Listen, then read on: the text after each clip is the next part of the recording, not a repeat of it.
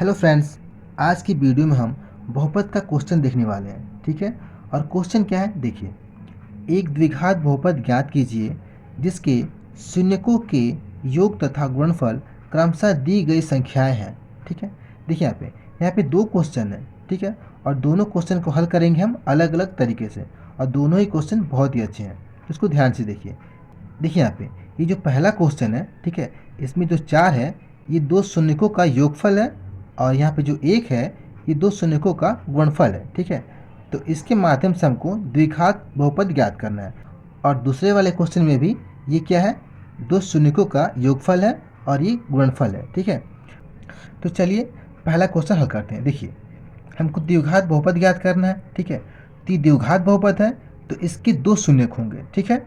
तो पहला शून्यक मानते हैं हम अल्फा।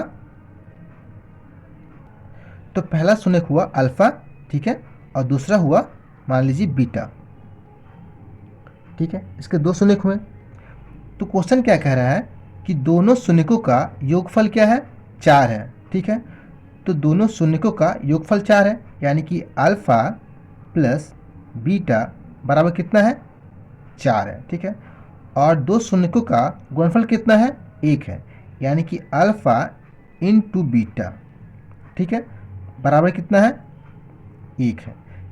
देखिए, इसको हम डॉट से भी दिखाते हैं, ऐसे कि अल्फ़ा इंटू बीटा। ठीक है। इसका मतलब ही गुणा होता है।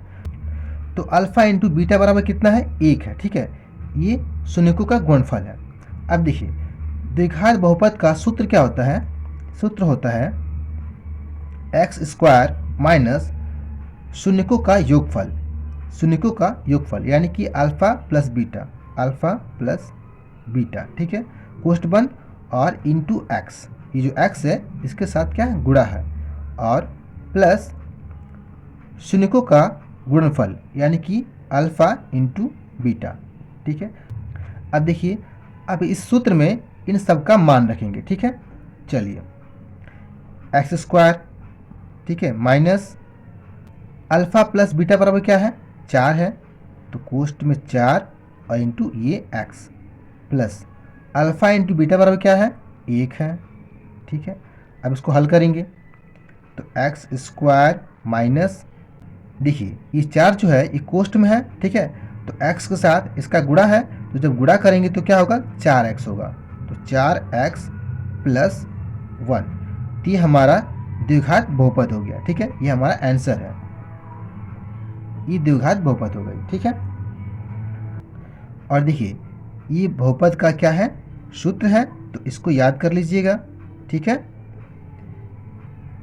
ये क्या है, ये अल्फ़ा प्लस बीटा शून्यकों का योगफल है, और अल्फ़ा इंटू बीटा शून्यकों का गुणनफल है। ठीक है। तो इसको याद कर लीजिएगा। चलिए अब आगे चलते हैं, देखते हैं अगला क्वेश्चन। ठीक है। अब अगला क्वेश्चन देखेंगे। देखिए अगला क्वेश्चन क्या है, अगला क्वेश्चन है, सेकंड नंबर क्वेश्चन है, -1/4। ठीक है। और ये 1/4, ये प्लस का ये माइनस का। ठीक है। तो ये हमारा दोनों शून्यकों का योगफल है, और ये क्या है, गुणनफल है। ठीक है। तो इसको हम करेंगे अलग तरीके से। ठीक है। तो चलिए देखिए, जो हमारा द्विघात बहुपद होता है उसका व्यापक रूप क्या होता है, वो होता है ax² plus bx plus c। ठीक है। ये हमारा द्विघात बहुपद का व्यापक रूप है। तो यहाँ से अल्फ़ा प्लस बीटा बराबर क्या होता है, माइनस एक्स का गुणांक, ठीक है, b, और बटा x² का गुणांक क्या होता है, a। ठीक है। और अल्फ़ा इंटू बीटा बराबर क्या होता है, अल्फ़ा इंटू बीटा ये बराबर होता है अचर पद c बटा x² का गुणांक a। ठीक है। और क्वेश्चन में क्या दिया है, क्वेश्चन में दिया है अल्फ़ा प्लस बीटा बराबर क्या है, -1/4। तो यहाँ पर हम लिख सकते हैं कि बराबर -1/4। ठीक है। देखिए, ये तीनों एक दूसरे के बराबर है। ठीक है। तो इसको हम इधर लिखें, इधर लिखें, कोई दिक्कत नहीं है। ये अल्फ़ा प्लस बीटा बराबर ही -1/4 है। ठीक है। इसमें कोई दिक्कत नहीं है, इसको इधर लिखें या इधर लिखें। ठीक है। तो इसमें कंफ्यूज मत होइएगा। ये तीनों क्या है, एक दूसरे के बराबर है। ठीक है, अब देखिए अल्फ़ा इंटू बीटा बराबर क्या है, C/A। लेकिन क्वेश्चन में क्या है कि अल्फ़ा इंटू बीटा यानी कि शून्यकों का जो गुणनफल है वो है 1/4। तो यहाँ पे लिखेंगे बराबर 1/4।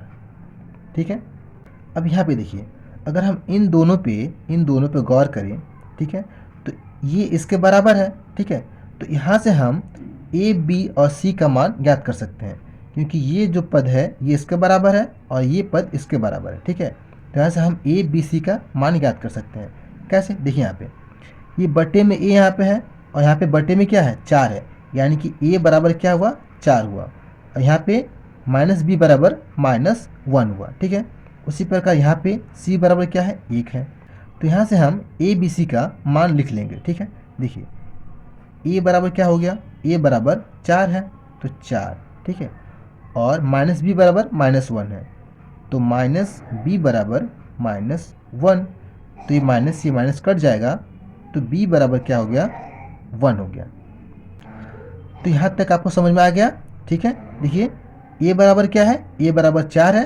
ठीक है, और माइनस B बराबर -1 है तो माइनस B बराबर -1 लिखा, तो ये माइनस से माइनस कट जाएगा तो B बराबर 1। ठीक है, और यहाँ पे C बराबर क्या है, C बराबर 1 है। ठीक है, समझ गए।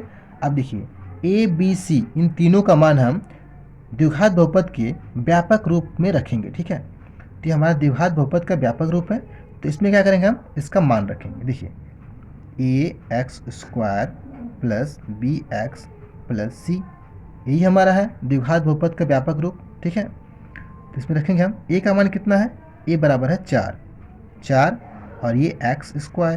ठीक है, प्लस b बराबर कितना है, b बराबर है 1। तो 1 में और x में गुणा करेंगे तो क्या होगा, x ही होगा, तो इसको हम डायरेक्ट लिखते हैं x। ठीक है, और प्लस और c बराबर कितना है, c बराबर है 1। ठीक है, तो ये जो प्राप्त हुआ ये क्या है, ये हमारा द्विघात बहुपद है। ठीक है, तो हमको यही ज्ञात करना था। ठीक है, तो ये हमारा आंसर हो गया।